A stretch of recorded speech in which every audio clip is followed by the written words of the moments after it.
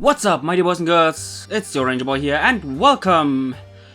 Sorry guys, I normally would do my cinema review right now, but I just returned from the Pokemon I Choose You movie, and I have so many mixed feelings right now, and I just have to get rid of it. So, naturally, this video contains some spoilers! So this is your last warning. If you want to go into the movie spoiler free and prepared for surprises or disappointments, then turn the video off now. 3, 2, 1. Okay, that was your last chance, so without any more hesitation, let's do this. Before we start with the questionable, aka the disappointing parts, let's start with the good parts. Of course, thanks to the Japanese trailers of the movie, we knew that the animation was freaking amazing. And while watching the movie, I really had some goosebumps when it came to the major action scenes or the battles of Ash vs Cross, because they actually used the 3D camera like in XY and XYZ, and I just realized how much I really miss that aspect of the animation, because it gives you that feeling of dynamic and that the viewers are able to see each and every moment of the Pokemon and their moves. Next, the beginning part of the movie I really enjoyed. It started really lovely and genuine with basically the first episode of the original series, with Ash picking Pikachu, having trouble with it, the Spearow incident, etc. And that combined with some genuine and funny moments, not Sun and Moon style funny, it was good and brought both joy and a feeling of nostalgia into the crowd. Another very good part was the showcase of Ash and Pikachu's bond. There were numerous occasions where they had a shadow hanging over their friendship, and I loved the way they actually overcame those shadows, especially the climax of their relationship, even though I gotta admit that the part where Pikachu started talking, yeah, okay, really cheesy, but it's fine. And last but not least, I actually liked Makoto, the female protagonist from the movie, even though, in my opinion, her design is kinda generic. I like that at least at the beginning she reminded me a little bit of Iris, cocky, full of herself and full of energy. With that being said, sadly the characters are also one of the weak points of that movie. I kinda feel bad because back then I really have doubted Alex Aniel, the guy who wrote the summary of the movie, because I thought he was biased, but he had some valid points. For example, the characters. In the end, they didn't really stand out at all. Makoto started really good, but then ended up really generic. Soji was such a copy of Brock, the breeder, the guy who cooks, and the word of wisdom. The only difference between him and Brock are the fact that he has a Lucario and that he likes to reveal the secrets of the Pokemon world. And that's it. And his Luxray died. It literally died. That's fucked up, Pokemon.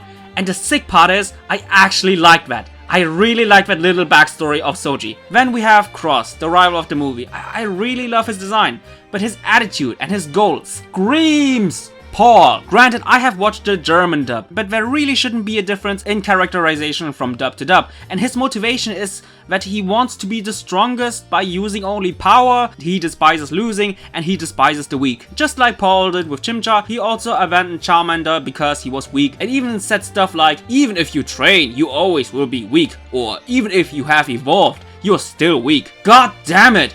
Even my brother, who is for the most part really casual and only watched few episodes of each gen here and there, he was like, hey, that guy reminds me of Ash's rival Paul.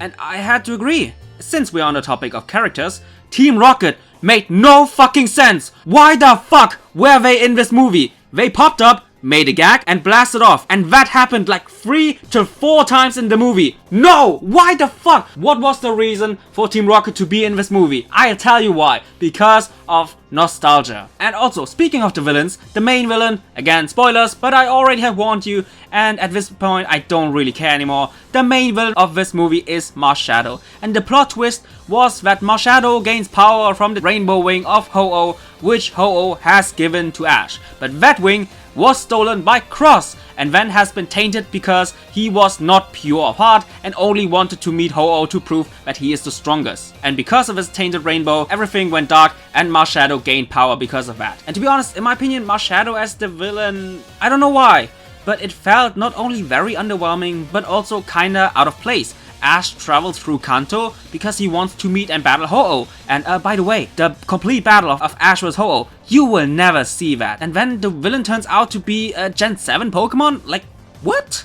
Granted, they tried to make some connections between Marshadow and the tale of Ho-Oh, but Marshadow felt a little bit out of place because in my opinion, the producers didn't put Marshadow in this movie because it makes sense, but because they wanted to promote Gen 7. Even though this movie was supposed to be an alternate version of Ash's first adventure. And overall, the pacing of the story was way too fast. It was so fast that the viewers couldn't really identify with Ash's other Pokemon like Charizard and Butterfree, aka the only Pokemon he caught. And because the story was so fast, their evolutions didn't really felt deserving at all. Charizard's story was the story we all have seen many times. He gets abandoned by an asshole trainer, joins Ash and gets stronger to prove said trainer wrong. The one unique thing was that Charizard still cared about Cross, because Charizard protected him while Cross was under attack. And Butterfree, oh fuck.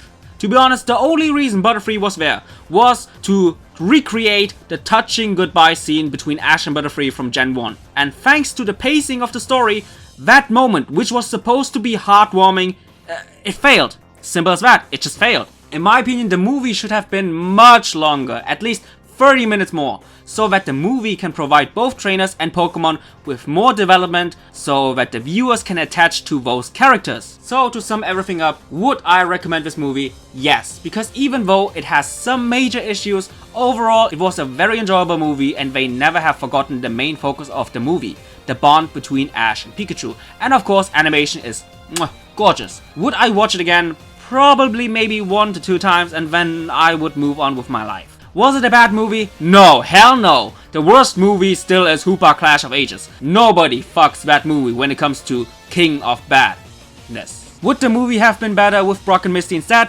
No. Like I said before, Soji behaved pretty much like Brock and Makoto also in some parts behaved a little bit like Misty. So this movie basically was Ash traveling with Brock who looks different and a sort of Misty version. But because the majority of the plot and the action belonged to Ash, Makoto and Soji weren't able to contribute anything significant besides their backstories. And since Brock and Misty don't really have any significant backstories or special goals, they would have added even less to the movie compared to those two. If we consider every aspect I have tackled in this little impressions video, my final score for this movie is a 7.66 out of 10. With me recommending this movie to you guys, but please don't have too high expectations, even if this movie is the first Pokemon movie in theaters since years, and even if this movie is the 20th anniversary celebration of the Pokemon anime.